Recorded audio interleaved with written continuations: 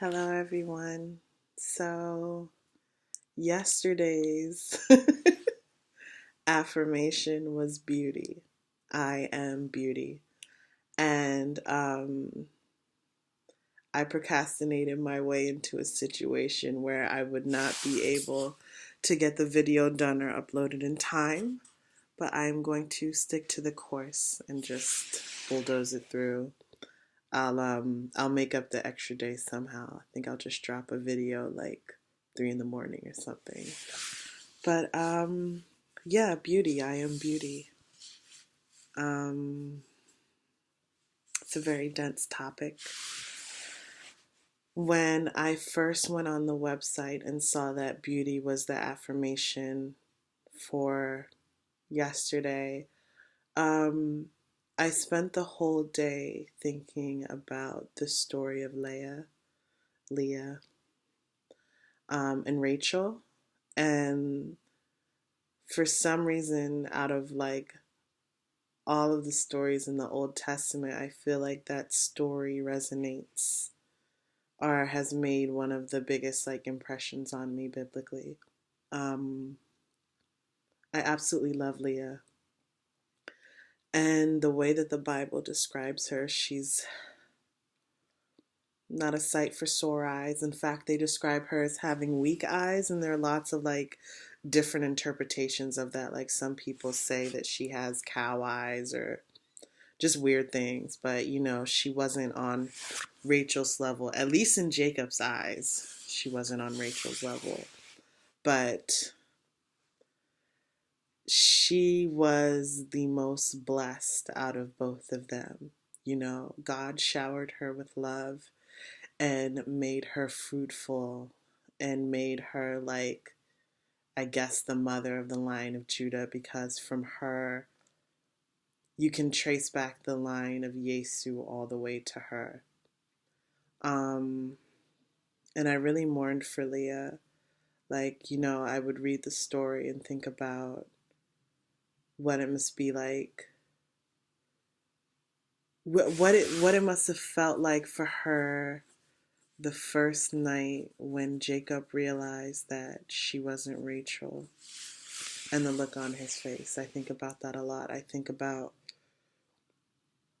her asking God for help and him just giving her, blessing after blessing, kid after kid, and her just still wanting Jacob's love. It's a really bittersweet story for me.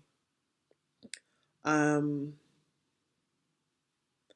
and being a black woman that was born and raised in America, there are definitely some complexes that I have to deal with and that I'm still trying to struggle with to this day. Um, I want to be beautiful. I am beautiful because I am beauty. But I want my beauty to come from my speech. I want it to come from the way that I respond to things and like my interactions, the way that I respond to people, my graciousness. That's my friend Shanna tiptoeing, badly tiptoeing in the back. Hey Shanna, say hi. Hi. Do you want to be on the video? No, I'm good. I'm leaving right now. Okay. I'm running to you. Okay, see you. Be safe. I don't want to have to go out there and break some heads. But yes,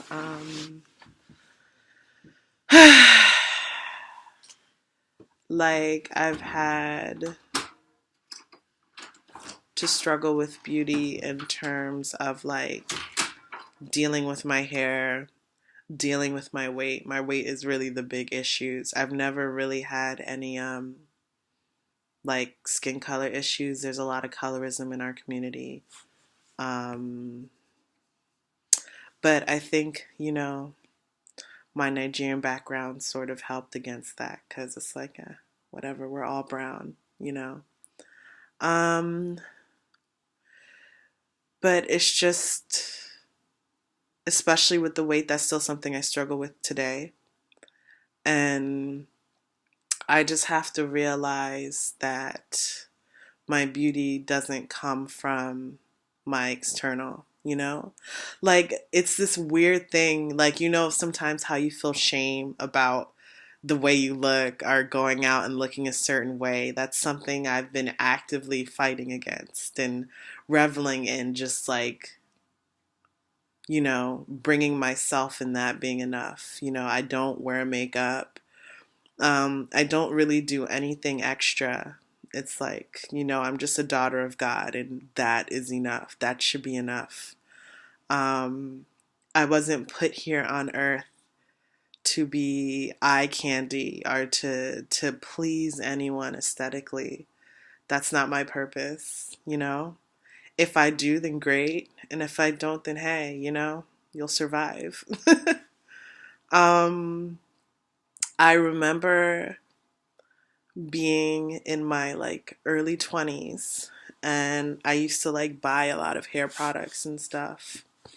And I was in a Rite Aid that's actually in my neighborhood, looking at like this different shampoo, like, oh, I haven't tried this shampoo, I haven't tried this conditioner. And and holding it and sort of like, I don't know what the word is, but it's like sort of like when you're outside of yourself and you're looking at yourself. And it was just like, I call it the drugstore eureka moment. It was just the moment I realized that no matter how much money I put into these products, I'm always going to be like searching for the next high. I'm never going to be satisfied, because with consumerism and materialism and the whole beauty industry, they make money off of making us feel inadequate. So it's like, oh, this is the new improved, you know, lotion. This one has this in it, you know, to stave away the wrinkles and, you know, X, Y, and Z. It's never, you know, I stood there and I realized that. I'm like, if your product works, then why do you have to change the packaging to make it more alluring? Why do you have to add the oil of the moment? Like if it's avocado oil or castor oil or oil from like some Pacific Island nation. You know what I'm saying? Like they're always just hopping onto the next bandwagon. And I just realized like, oh, they're just playing us for money. It was a real moment in my life.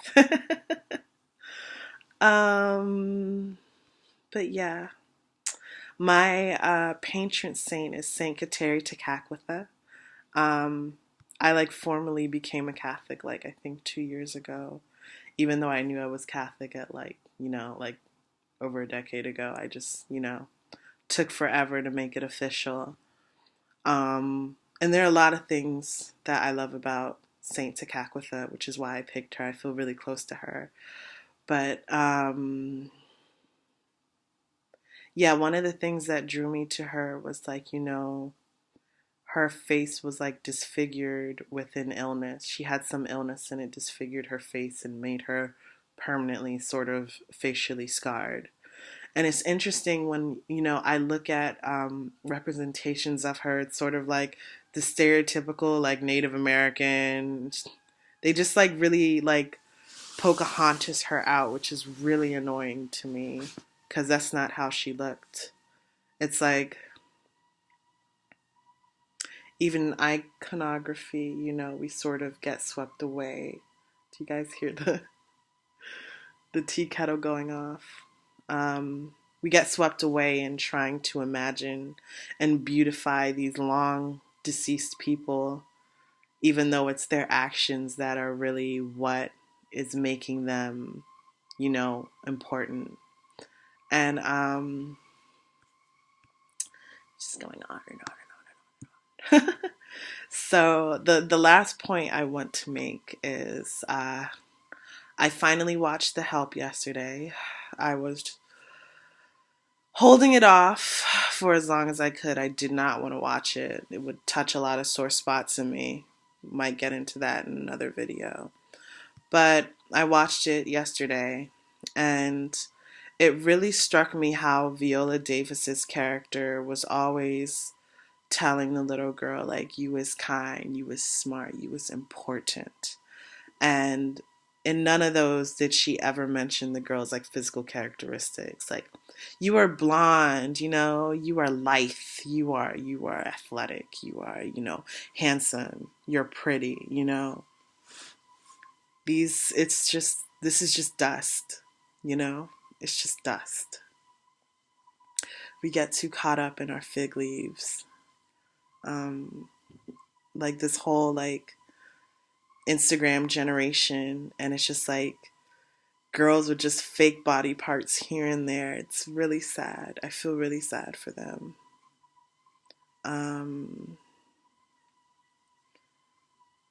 Beauty is something that we should sort of like try to rend from our life's ashes.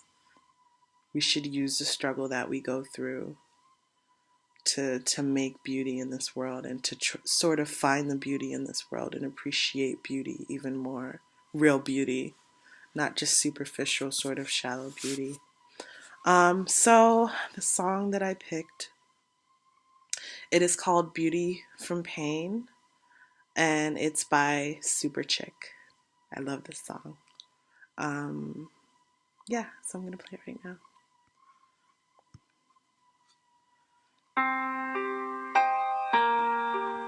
Hope you guys like this song. The lights go out all around me. One last candle to keep out the night. And then the darkness surrounds me. I know I'm alive, but I feel like I've died. And all that's left is to accept that it's over. My dreams ran like sand through the things that I made. I try to keep warm, but I just grew colder.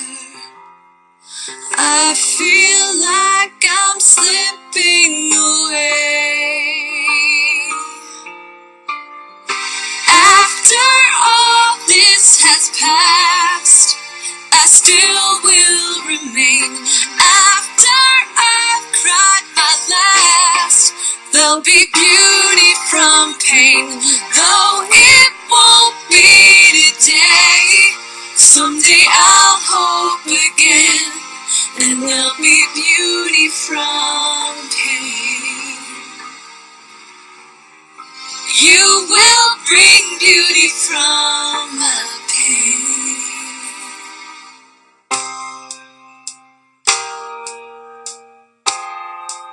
I love this song. My whole world is the pain inside me. The best I can do is just get through the day.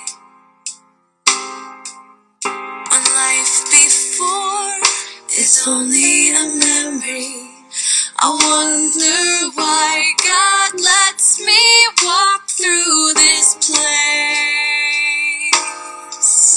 And though I can't understand why this happened, I know that I will when I look back someday and see how you've brought beauty from ashes and made me as gold purified through these flames. After all this has passed, I still will remain. After I've cried my last, there'll be beauty from pain. Though it won't be today, someday I'll hope again, and there'll be beauty from pain. You will bring beauty from pain. Beauty everywhere. Here I am at the end of me, trying to hold to what I can't see. I forgot how to hold this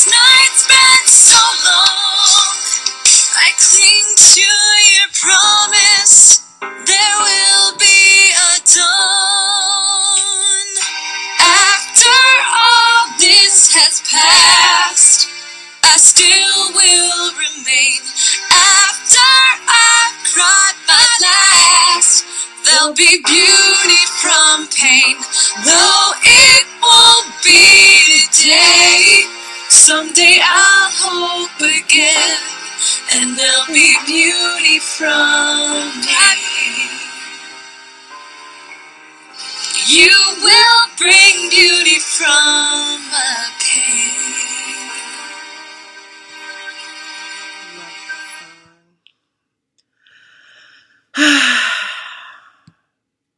So yes, everyone, we have to go out there and make the beauty we want to see in the world.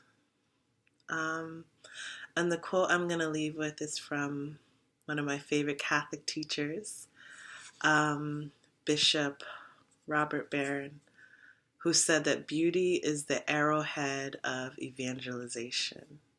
I love that quote. That's such a dense, great quote. I love Father Barron.